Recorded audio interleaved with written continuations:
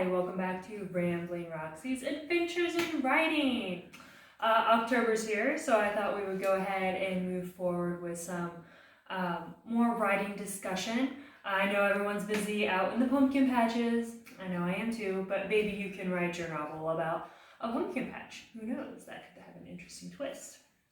But today, we're going to be talking about narrative endings.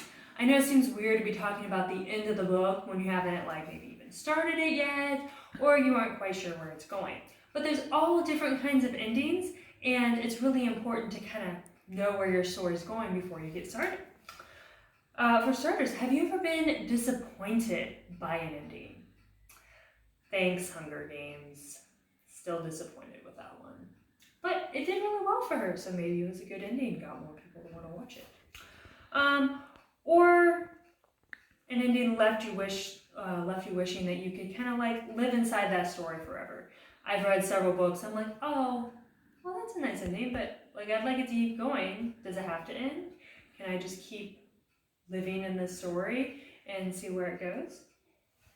You have the power as an author to choose what kind of ending you'd like your book to have, or just your story, and how to do it.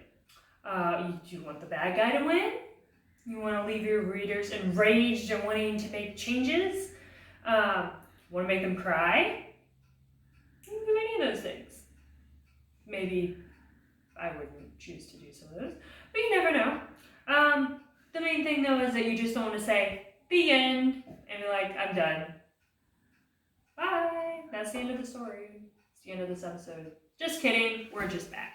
We're going to talk about the different kinds of endings so that way you know how to end your story instead of leaving everyone on a cliffhanger like I just did. There are so many kinds of endings that you can have. Here's an anchor chart of the kinds that you can choose to do. One of them is a circular ending, as you can guess by the name circular, circle.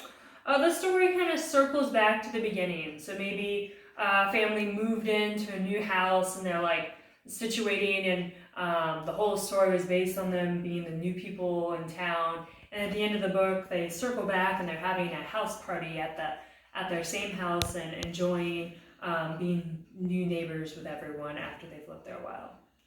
There's other ways you can do circular endings too, but it kind of circles back to how the story started and kind of retaps into that.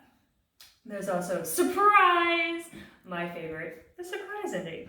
The story where you don't expect, the story ends where you don't expect it to. This is kind of my favorite. I like surprise endings. I like surprises of all kinds. I can't keep a secret that there's a surprise.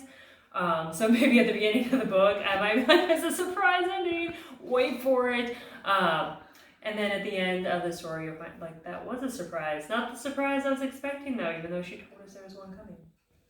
There's other endings as well. There's the warm and fuzzy feelings, kind of even though fall's cool and brisk, some of the things about fall make you feel warm and cozy, like a pair of socks or, a cup of hot chocolate or some hot apple cider. That warm, fuzzy feeling that you get when you have any of those things. Maybe it's friends getting back together, some sort of romantic happy ending. There's all kinds of, maybe they reunited with their pet that ran away. Those are all warm, fuzzy feelings in a way that you could end your story. You can also end it with a lesson or moral of the story. This is pretty popular. I feel like the Percy Jackson series kind of always has a lesson or moral to the story that they try to teach you. As part of the Greek myths anyways, is that they're supposed to be teaching you something. So at the end you learn some sort of life lesson. There's also maybe reflection. You can end it with the character thinking back on their life choices. I think I've done this with a villain. They're like, why am I in this predicament? I'm in a lot of trouble now. What did I do? You can also end it with a question. So maybe you leave your readers wondering what's going to happen next, if there's going to be another book, or questioning. You just never know when.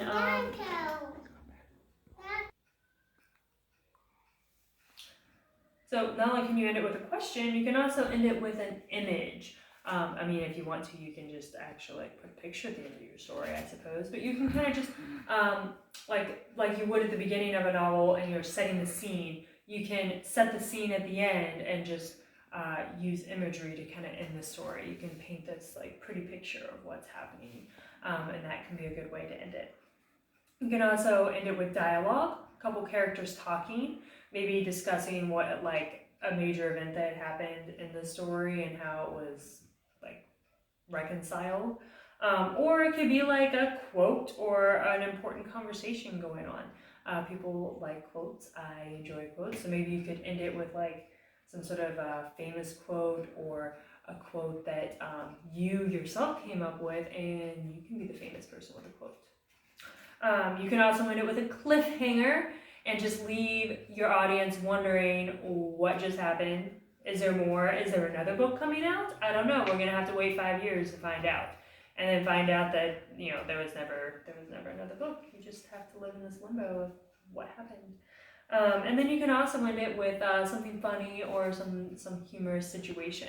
Sometimes that kind of leaves your readers like going, I'd like to read another one of those. That's kind of fun. But the main moral of this episode is that you get to pick what kind of ending that you would like, and that there's lots of different ones to choose from. So don't think that you're kind of pigeonholed into one kind, and that as you're writing your stories, to make sure to focus on the ending, because the ending is just as important as the beginning of the book. Because as you're ending your story, that's what's leaving your readers like wanting to know more about that story or you as an author, and wanting to read more of things that you've written. Sometimes the stuff in the middle, I don't want to say it doesn't matter, it probably does matter, but the beginning and the end of the book are kind of their first and last impressions of you as an author, or of your characters, if you want your characters to make a good impression too.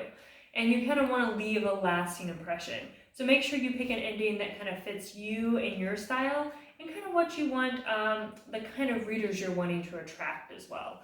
I know maybe you're not like looking to become a published author today or tomorrow, but if that's your goal, or if you just want to be writing for fun, no matter how you end your story, you want to kind of think about your audience and what kind of audience you want to attract to your writing, and who you are as an author.